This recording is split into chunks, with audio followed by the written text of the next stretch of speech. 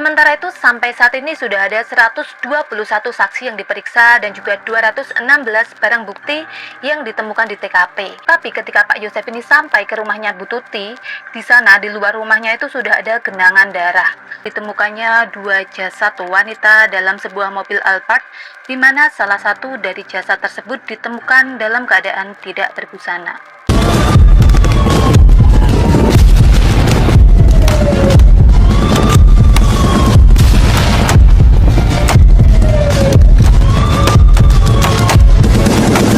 Hai, Assalamualaikum warahmatullahi wabarakatuh.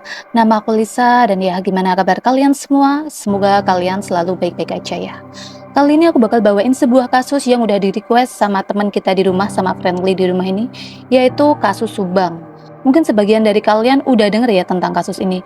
Kasus ini tuh katanya udah 3 tahun berjalan, udah banyak saksi, udah banyak barang bukti, tapi kasus ini tidak juga terpecahkan. Kok bisa sih kayak gitu?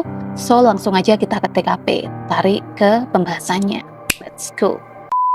Pada 18 Agustus 2021 silam, ada sebuah kabar yang cukup mengembarkan publik, yaitu ditemukannya 2 jasad wanita dalam sebuah mobil Alphard, di mana salah satu dari jasad tersebut ditemukan dalam keadaan tidak berbusana. Setelah diidentifikasi, ternyata kedua jasad tersebut adalah ibu dan anak, yaitu Tuti Suhartini 55 tahun dan Amelia Mustika Ratu 23 tahun. Yang lebih menyedihkan lagi, kedua jasad tersebut ditemukan oleh suami yang juga bapak dari kedua korban, yaitu Yosef Hidayah. Menurut keterangan dari Pak Yosef, pagi itu Pak Yosef pergi ke rumahnya Bu Tuti, yaitu istri pertamanya. Ya, Yosef ini punya 2 istri, yaitu Bu Tuti dan ada satu lagi istri mudanya. Dan pada saat itu Pak Yosef ini sedang tinggal di rumah istri mudanya.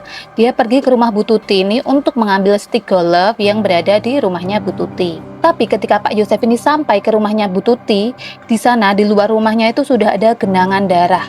Dan Pak Yosef udah berpikiran ya enggak kan, apalagi di mobil Alphardnya itu terlihat sebuah kaki manusia. Pak Yosef ini segera menelpon polisi, dan ya betul, ketika polisi sampai di sana dan dicek isi dari mobil Alphard tersebut, ternyata yang ada di dalamnya adalah istri dan juga anak dari Pak Yosef yang sudah dalam keadaan tidak bernyawa dan tertumpuk di bagasi mobil Alphardnya. Polisi pun melihat keadaan di dalam rumah, dan di dalam rumah itu sudah ada banyak darah berceceran di mana-mana dan juga di penggelasan baju. Kalian tahu kan penggelasan baju yang kayak gini nih, yang dari kayu itu?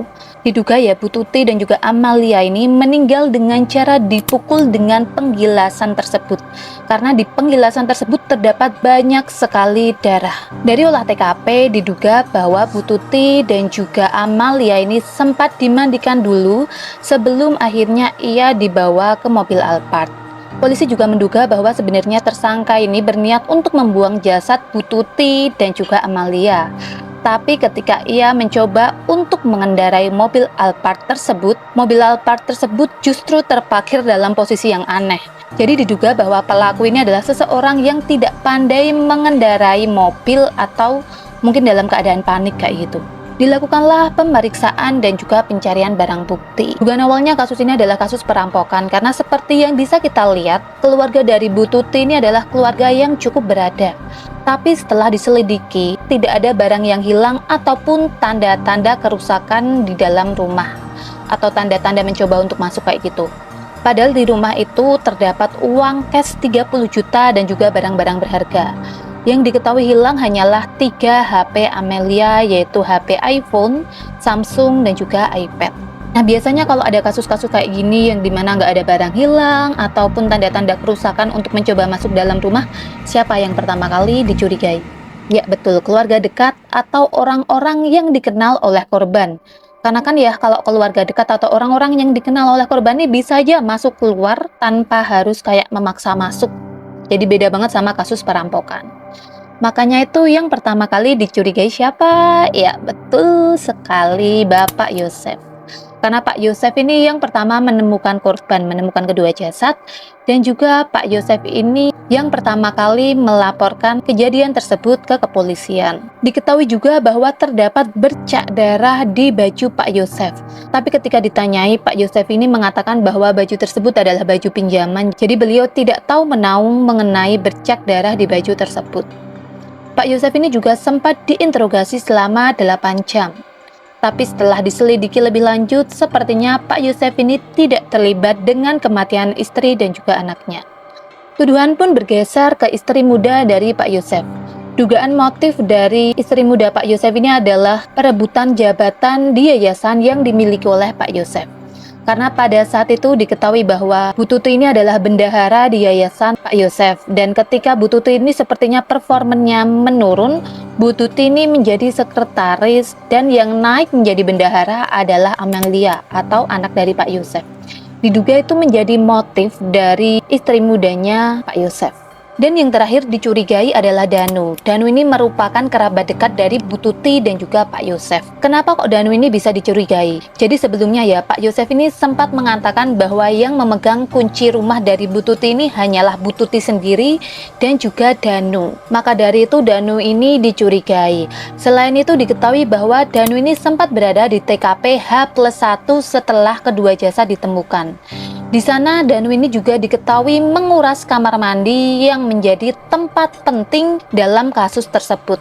Jadi kamar mandinya ini adalah kamar mandi yang diduga menjadi tempat di mana kedua jasad ini dimandikan. Ditemukan juga puntung rokok yang setelah diidentifikasi merupakan milik Danu. Tapi setelah diperiksa, Danu ini mengaku bahwa ia hanya bisa masuk ke rumah tersebut jika memang ada keperluan saja. Selain itu, Danu ini mengatakan bahwa kenapa ia H+1 ke TKP itu karena ia membantu kepolisian. Ia membantu mengganti bohlam lampu, maka dari itu ada sidik jari di TKP, sidik jarinya Danu ini.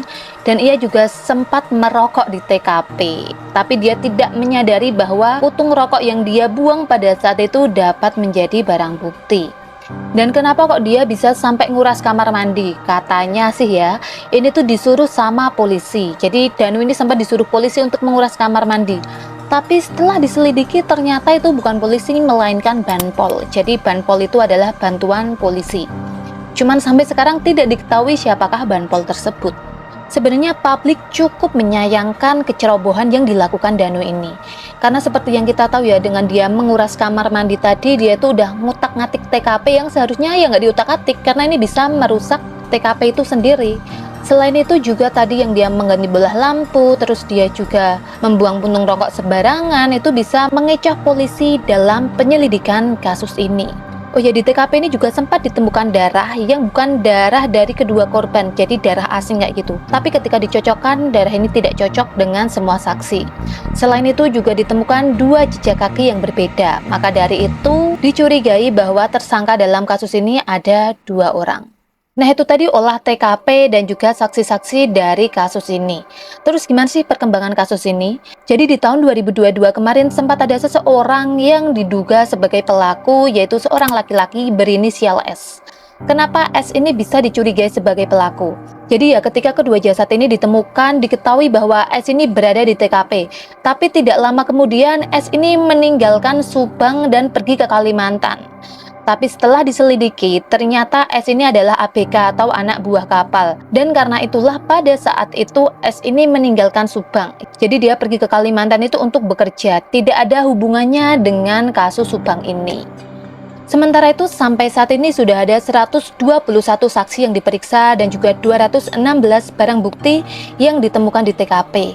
Tapi sayangnya tidak juga ditemukan siapa pelaku atau tersangka dalam kasus ini. Di sini aku nggak pengen menggiring opini atau menyudutkan siapapun di dalam kasus ini.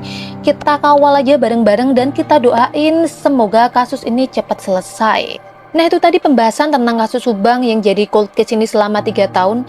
Kalau kalian ada info-info mengenai kasus ini, kalian bisa komen di bawah. Dan juga kalau kalian ada request buat aku ke depannya bahas apa, kalian juga bisa komen di bawah. Dan ya segitu dulu dari aku tentang pembahasan kasus Subang kali ini. Terima kasih buat kalian yang udah nonton video ini sampai selesai. Dan buat kalian yang belum subscribe channel aku, silahkan di subscribe di bawah biar aku lebih semangat lagi buat bikin konten-konten selanjutnya.